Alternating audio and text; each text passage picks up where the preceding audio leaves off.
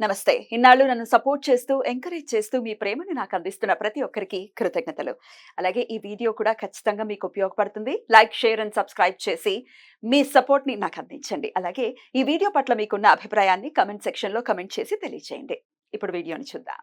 నమస్తే, welcome to our channel. నేను పద్మిని. ప్రస్తుతంతో పాటు ప్రముఖ ఆధ్యాత్మికవేత్త, జ్యోతిష పండితులు, హస్త సాముద్రిక నిపుణులు వైవిఎస్ఎస్ గిరిరావు గారు మనతో పాటు ఉన్నారు. మాట్లాడదాం. సార్ నమస్కారం అండి. నమస్తే అమ్మా. మన ఇళ్లలోకి రకరకాల క్రిములు, లేకపోతే కీటకాలు, లేకపోతే పక్షులు ఏవో వస్తూనే ఉంటాయి. ఎందుకంటే అందరం కలిసే ఉండాలి కదా. వాటి ప్లేస్ ని కూడా ఆక్రమించేసి అడవుల్లో కూడా ఇల్లు కట్టేసుకుంటే మరి పాములు ఇంట్లోకి వస్తాయి. మరి ఏం చేస్తాం, రాకుండా ఎందుకుంటాయి.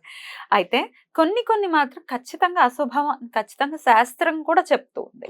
అది మరి దానికి సైన్స్ కూడా రిలేట్ అయ్యే ఉంటుంది. ఇప్పుడు గబ్బిలం ఇంటికి లోపలికి వస్తోంది అని అంటే చీకటి ఉంది లేదా చెత్త ఉంది అని ఏదో సైంటిఫిక్ రీజన్ ఖచ్చితంగా ఉంటుంది. కొన్ని శుభ సూచకాలు కూడా ఉంటూ ఉంటాయి. ఈ రెండింటిని ఒకసారి చెప్పండి. ఏవి మన ఇళ్లలోకి లోపలికి వచ్చేస్తే అశుభం, ఏది వస్తే శుభం అనేది ఒకసారి. ఇక్కడ శకున శాస్త్రం అంటే ఏంటి? ప్రధానంగా ఒకటేమో ఏదైనా కొత్త వస్తువు కొనేటప్పుడో, కొత్త ఇంటికి వెళ్ళేటప్పుడో, కొత్త చూసేటప్పుడో, లేకపోతే కొత్త సంబంధాలు కుదుర్చుకునేటప్పుడో, లేకపోతే ఏదైనా పని మీద బయటకు వెళ్ళేటప్పుడు అదొకటి. అలాగే ప్రయాణాల్లో మనం బయలుదేరి వెళ్తూ ఉంటాం కదా.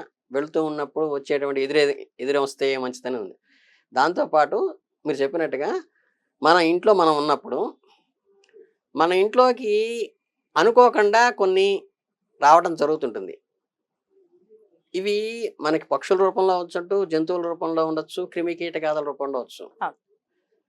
అంటే ఏంటంటే మనకి పిపీలకాది బ్రహ్మ పర్యంతం అంటారు. ఈ బ్రహ్మ అనేది హైయెస్ట్. అందులో సంస్కృత శ్లోకంలో వేదంలో చెప్తే పిపీలకం. పిపీలకం అంటే ఏంటంటే చీమ. అదే చీమ అంటే చీమని కూడా మన పౌరాణికంలో ఐడెంటిఫై చేశారు అని చెప్తున్నారు. ఇప్పుడు ఏంటంటే మామూలుగా ఐహికాన్ని మిగతా వాటిలో చెప్పేటప్పుడు ఇది పౌరాణికమైన ఆధారం ఏదైనా ఉందా శ్లోకం చెప్పి ప్రామాణికం ఏంటంటారు కదా. పిపీలకాది బ్రహ్మ అంటే చీమని ఐడెంటిఫై చేసి చెప్పడం జరిగింది అక్కడ.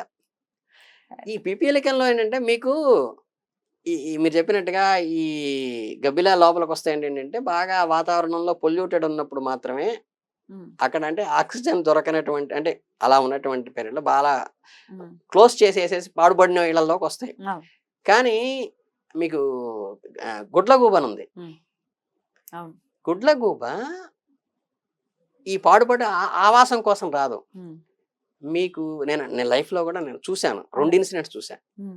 అనుకోకుండా గనక గుడ్లగూబ ఇంటిలోకి వచ్చి గనక వెళ్ళిపోతే, జస్ట్ అలా ఎగురుకుంటూ వచ్చి ఇంట్లోకి వచ్చి వెళ్ళిపోతే, ఆవరణ లోపలికి అంటే కాంపౌండ్ వాళ్ళ లోపలికి కనుక వచ్చి వెళ్ళిపోయిందంటే మరణము ధ్రువం. ఖచ్చితంగా మీకు వితిన్ 6 months లో ఆ ఇంట్లో మీకు మరణం అనేది జరుగుతుంది. అంటే నేను ప్రాక్టికల్గా ఏంటంటే పుస్తకాలు చదివినప్పుడు వేరును, నేను ప్రాక్టికల్గా నేను దర్శిలో ఉండగా నాకు ఉపనయనం కొత్తల్లో నాతో ఒకటి ఉపనయనం చేసుకున్నారు. ఒకళ్ళు వాళ్ళ ఇంట్లోకి వచ్చి వెళ్ళిందంటే మా నాన్నగారు సరే నాన్న ఏదో సంపక్షం చేసుకో ఏదో చేసుకో అని చెప్పారు. కానీ వితిన్ 6 months ఆయన ఇంట్లో చూశాను. తర్వాత నాకు నా లైఫ్లో జరిగింది మా ఇంట్లో కూడా మా అపార్ట్మెంట్లోకి వచ్చి వెళ్ళినప్పుడు నేను చూశాను, నా కళ్ళతో చూశాను. మా ఇంట్లోకి వచ్చి వెళ్ళిన తర్వాత ఏంటంటే నేను అనుకున్నాను, నేను అంటే జనరల్గా ఏంటంటే మనసు ఆలోచిస్తుంది కదా, అంటే ఇంకో ఎవరో అనారోగ్యంతో ఉన్నారు పెద్దవాళ్ళు ఉన్నారులే అనుకున్నాను. కానీ మా ఇంట్లోనే జరిగింది కనుక ఏంటంటే అది ఇలా ఉంటుంది. అంటే కొన్ని అది అపశకునం అనమాట. గుడ్లగూబ లేకపోతే గబ్బిలమా అండి? గబ్బిలం కాదు, గుడ్లగూబే. చాలా రేర్ గా కనిపిస్తుంది. ఎందుకంటే ఇప్పుడు ఇవన్నీ శకున శాస్త్రంలో ప్రధానంగా చూసుకోవాల్సింది ఏంటంటే రెగ్యులర్ గా రొటీన్ గా ఉన్నవి కాదు. అంటే రెగ్యులర్ గా గుడ్లగూబ తిరుగుతుంది అనుకోండి, అసలు మనకి గత 30 ఏళ్ళలో 20 ఏళ్లలో ఇప్పుడు గుడ్లగూబ మనం చూసుండం. అట్లాంటిది ఆవాసాలు అంటే అపార్ట్మెంట్ ఇల్లు మన దగ్గరికి వచ్చి లోపలికి కాంపౌండ్ వాళ్ళ లోపలికి వచ్చి రావడం అనేది ఏంటంటే అది ఇండికేషన్. అట్లాగే మీకు శుభశకునానికి వచ్చేసరికి ఈ పిపీలకి ఉన్నాను చూసారా, నల్లచీమలని. ఈ నల్లచీమలు చాలా శుభప్రదం. అంటే మీకు ఇందులో కూడా క్లియర్ గా చెప్తున్నాను.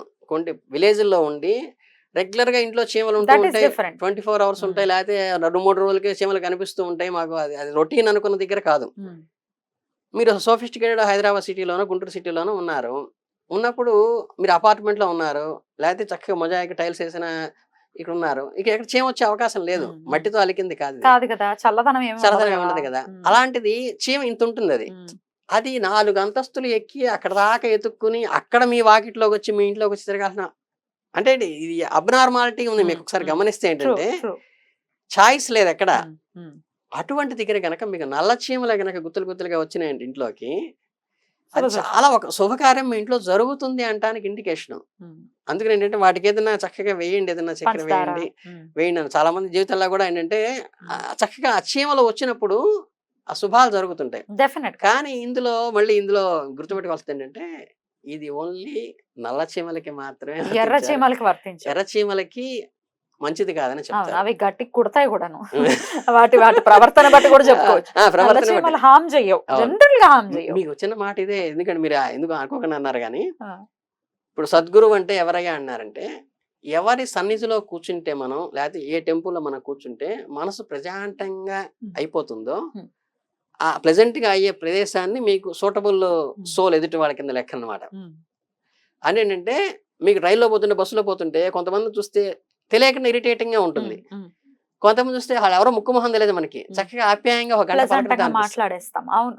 ఇది దేని వల్ల వస్తుందంటే మనకున్నటువంటి మెంటాలిటీకి ఎదుటివాడిని ఉన్నటువంటి మెంటాలిటీకి సింకర్నైజ్ అయితే పాజిటివ్ అవుతుంది. అంటే ఏంటంటే మనం చెప్పకూడదు కానీ పెళ్లిళ్ళు పేరెంటాలు జరిగినప్పుడు చక్కగా చిత్రముఖ పారాయణ చేసిన వాళ్ళందరూ దగ్గర చేరతారు. అవును, సాయంత్రాన్ని సిట్టింగ్ చేసేవాళ్ళు ఒక దగ్గర చేరతారు. రెండు పక్షులు ఒక గూటికి వెళ్లే పక్షులు కాదు ఇవి. అందుకంటే సాత్విక ఆరాధనలో నిత్యానుష్ఠానం చూసిన వాళ్ళకి కొంతమంది చూడగానే ఇరిటేషన్ కలగటానంటే వాళ్ళ వ్యక్తిత్వం మనకి సూట్ కాదు. కొందరు చూడగానే ఎఫెక్షన్ ఎప్పటి నుంచో పరిచయం ఉన్నట్లాగా వీళ్ళతో పరిచయం చేసుకుంటే బాగుండు అనిపిస్తుంది. అది మన మెంటాలిటీకి సూట్ అవుతుంది. అలాగే ఈ ఎర్ర చీమలో మీరు అన్నది కొట్టడం అన్నారు కదా, ఈ నేచర్ దానికి కరెక్ట్ కాదు కాబట్టి అది అశుభం కారణంగా చెప్పారు. కొన్ని ఇంకొన్ని మాట్లాడుకుంటే అండి, ఈ జర్రులు కూడా వస్తుంటాయి, సడన్ గా వచ్చేస్తాయి. కాళ్ళ జర్రి కూడా శుభం కాదు కాదండి.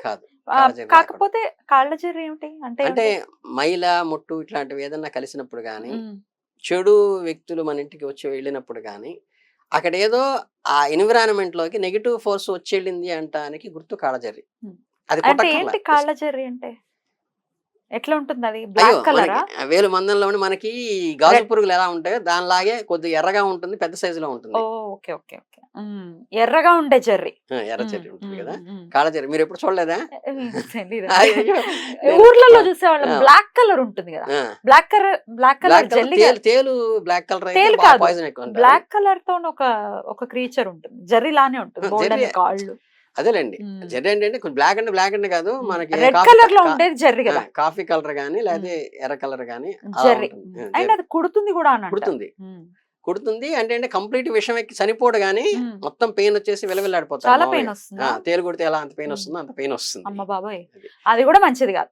కాకపోతే దాన్ని లక్ష్మీదేవి అని అంటారు. చంపద్దు, దాన్ని తీసి బయటపడేయండి, దాన్ని చంపద్దు. కానీ చాలా ఫాస్ట్ గా నడుస్తుంది. అమ్మో, చాలా ఫాస్ట్. దాన్ని క్యాచ్ చేయడం కష్టం. అంటే ఏంటంటే పరిస్థితులు, ఇప్పుడు గట్టిగా పాము వచ్చింది అనుకోండి, పామును కూడా చంపకూడదు అంటారు అనుకోండి.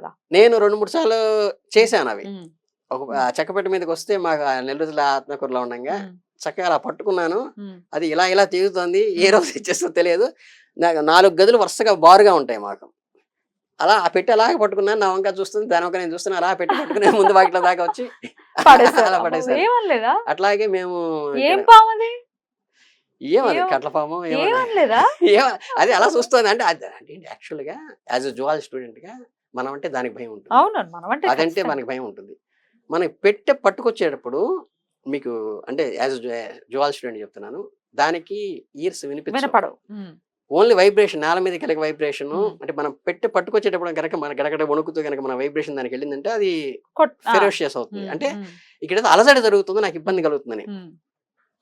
ఇంకోటి ఏంటంటే ఫండమెంటల్ గా నేను లైఫ్ లో అనుభవించింది, ఒక కుక్క కానీ, జంతువు కానీ, పులి కానీ, సింహం కానీ, తేలు కానీ, పాము కానీ, ఇవన్నీ ఏంటంటే అంటే మన అబ్జర్వ్ చేస్తూ కంటిన్యూ మనం అబ్జర్వ్ చేసేవి మనకి ప్రేమగా అఫెక్షన్తో, అబ్బా కుక్క పిల్ల భలే ఉందిరా, ఇదేంటి ఇక్కడ పడుకుంది అంటే అది తోకాపుకుంటూ వస్తుంది, ఇదేంటి ఇక్కడ వస్తుంది కరుస్తుందేమో అని భయపడుతూ వణుకుతూ వెళ్తే అది ఆటోమేటిక్ గా రైజ్ అవుతుంది. అదే కుక్క అదే వీధిలో, ఇది ప్రాక్టికల్ గా ఉంటుంది. అలా నేను పట్టుకుని వెళ్ళిపోయి. అట్లాగే నేను యజ్ఞానికి వెళ్తాం మేము జనవరికి సంక్రాంతికి రాజమండ్రి దగ్గర. అక్కడ కూడా ఒకసారి దీంట్లోకి వస్తే మనకి శారీ బట్టలు ఉంటాయి కదా, బాబోయ్ అందులో ఉందా దాంట్లోకి ఆ అట్టపెట్టి ఒకటి కాళ్ళకి తీసుకుని ఇలా పెట్టి ఆ బాత్రూమ్ దగ్గరికి వెళ్తే అందులోకి ఎక్కేసింది.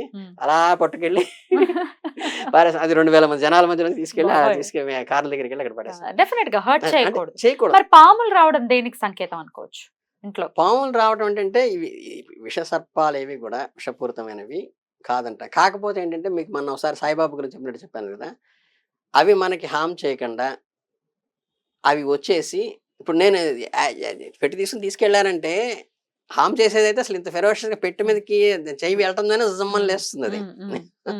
అలా లేవకుండా ఏదైతే ఉంటుందో అది మంచిదే తప్పితే విష సర్పాలు ఏంటంటే విష పురుగులు గానీ విష సర్పాలు గానీ మంచిది కాదని చెప్తారు. మనకేదన్నా మనకి ఇలవేలుకున్నప్పుడు గానీ నాగేంద్ర స్వామి నాకేంటంటే చిన్నప్పటి నుంచి పుట్ట పాలు పోసేవాడు. ఒకసారి ఆ సంవత్సరం ఎందుకు పోయిలా, నేను చక్కగా నడుచుకుంటూ వెళ్తున్నాను ఇలాగూ, ఇలా రోడ్డుకి అడ్డంగా వస్తుంది, అది వెళ్తుంది కదా అని కాసేపు ఆగా, ఆ చివరికి వెళ్ళింది పొదల్లోకి వెళ్ళా, మళ్ళీ ఇలా వచ్చింది. అలా దాదాపు ఒక 5 నిమిషాల్లో బాబాయ్ మనకి దారికి అడ్డం వస్తుంది, ఆపుతోంది తప్పితే మన జోలికి రావట్లేదు. గుర్తు చేస్తోంది అనుకోవచ్చు. అది అవి రికలెక్ట్ చేస్తున్నాయి, మీకు ఏదో చెప్పాలని సందేశం ఇవ్వాలని రికలెక్ట్ చేస్తున్నాయి అని.